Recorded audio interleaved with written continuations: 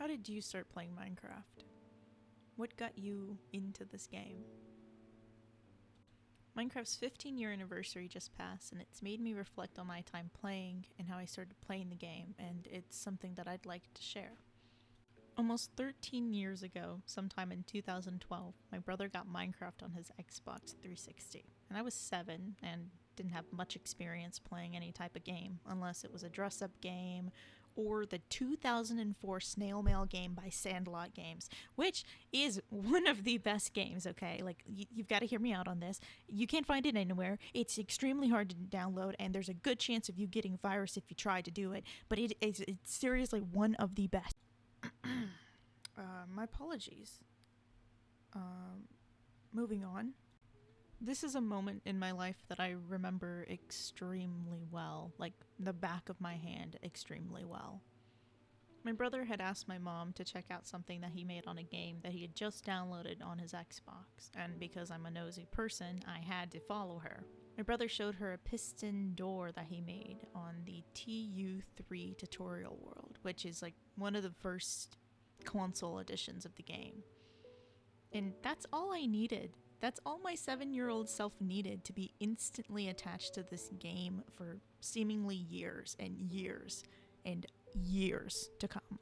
Growing up, I've always been a creative person or an artist. I've always drawn, painted, sculpted, crafted, glued, whatever. I've made it. I've tried it. I've done it. It's something that I've loved to do, and I still love to create things. And so having a game, which was an incredibly new concept at the time, at least to me, where you could do whatever you wanted with almost zero limitations, was completely fascinating and drew my attention immediately. The very earliest memories I have of playing Minecraft are on that tutorial world, the one that I'm touring right in front of your eyes. This castle was something that I absolutely loved and adored, and it had subtle differences to it, whatever changes my brother had made to it in creative or survival, or if he ever had any friends on that world, but it meant the world to me, and I mean that. This little map was everything to me. Having the castle and the village and the really ugly lighthouse, oh my god, why? It's just really ugly. This all expanded the creativity in my head as a kid. Suddenly, anything that I could imagine, anything that I could make 2D on a piece of paper, that I could draw with crayons, could be turned into a 3D visual object. If I wanted to make a castle, why draw it when I could make it in 3D, walk around it, make each and every single room? Why just limit myself to paper? So from that point on, I became obsessed with building and creating things in the game, and even now I love creating things, and I may not be the best at sticking to it. I think that's obvious from my videos, but I love creating, and there's not a day that goes by where I don't want to make something, even if I'm frustrated at myself because I don't know what I want to make, but I just want to make something. One of the first builds I ever remember making was actually a sandcastle on the beach by that big castle. It was something that was super small, and I didn't spend a lot of time on it and probably forgot about it within the next 5 minutes, but it kind of fulfilled a dream of mine. I didn't live near the beach growing up. My family didn't have a lot of money to where we could travel to the beach easily.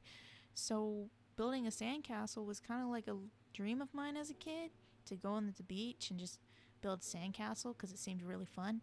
And I never got to do it, except I didn't care because I got to do it in the game. I didn't want that to sound as sad as it did sound, and I apologize for that. That was awful.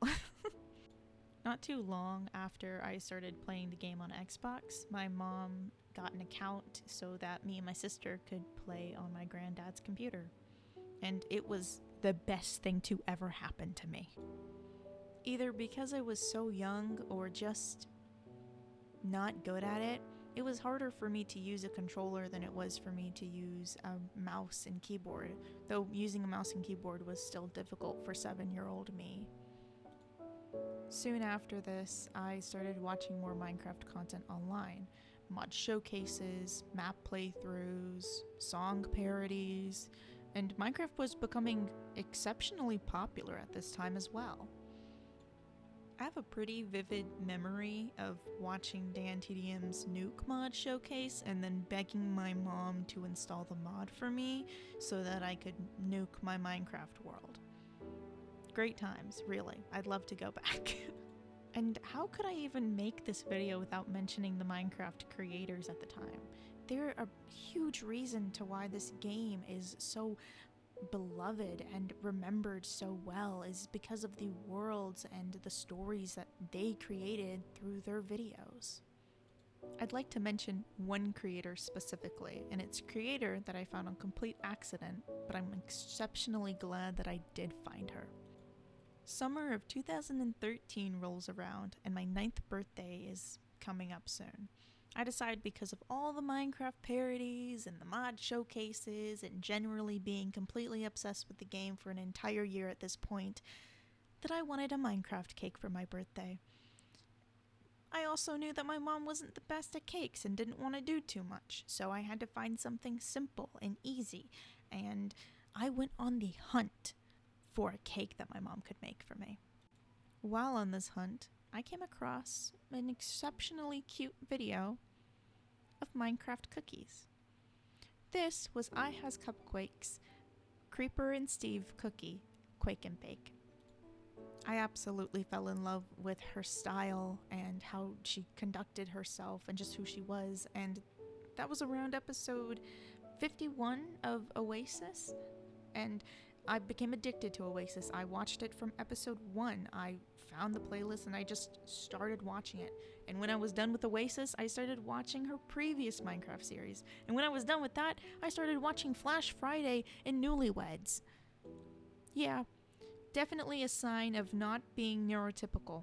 Definitely a sign of not being neurotypical. I was obsessed, completely and utterly obsessed. But for good reason. She made my childhood. She's the Minecraft content creator I remember the most, and I wouldn't want it any other way. I'm going to divert from Minecraft for a second to specifically thank Tiffy and other female Minecrafters' content. If it wasn't for them just being nerdy girls online, especially during this specific time, which still had a lot of misogyny in the gaming community, though, yeah, there still is a lot of misogyny in the gaming community, but it was even more here. They meant the world to me. I was a very shy kid, so if somebody was going to make fun of me for something that I honestly couldn't control, I probably would have tried my best to conform to whatever they wanted.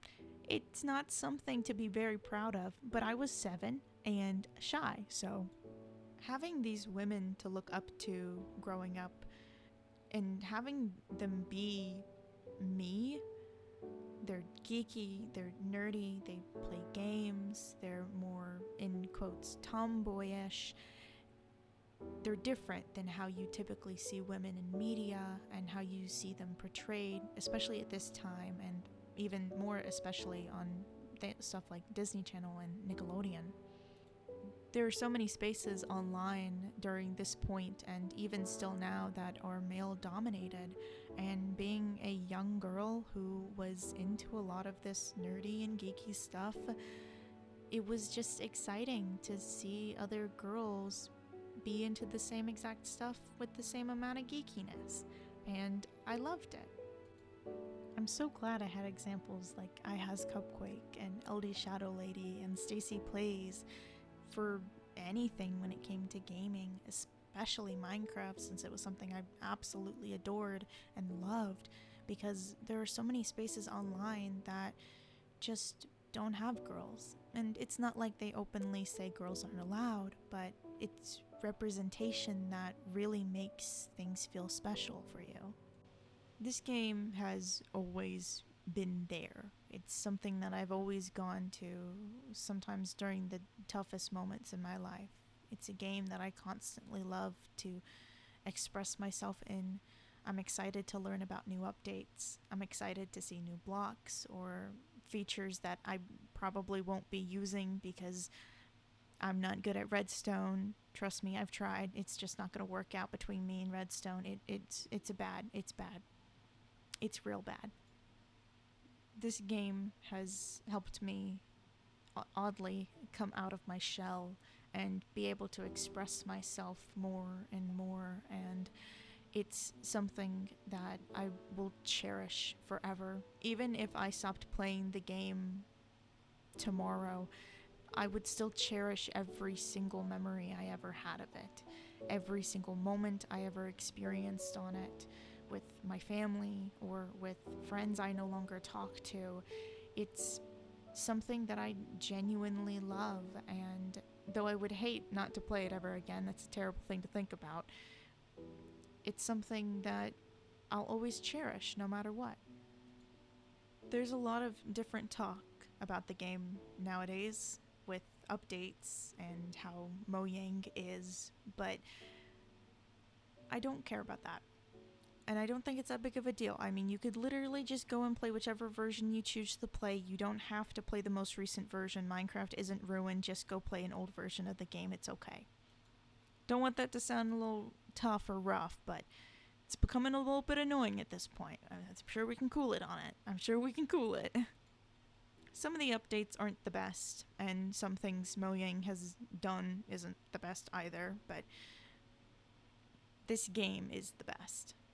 And it will be my best, at least, even if it's no one else's. I'll love it for eternity. So that's my history with the game. That's how I found it.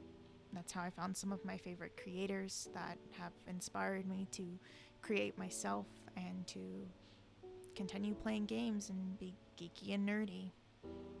If you'd like to share how you first ever saw the game or the first ever YouTubers you ever watched of the game, feel free to share in the comments. I honestly would love to read that and see the differences between each person's experience and how they feel about the game. Genuinely, I mean, this game is amazing, and it's amazing for so many different reasons for so many different people. Everyone has their own story for how they found it and why they love it, and so I think it's just special, everyone's story in their own way. If you enjoyed the video and like to see updates on any future videos that I may have, you can follow my Twitter. It will be linked in the description. And if you really liked the video, you can always subscribe. It's completely free and I'm an extremely small creator.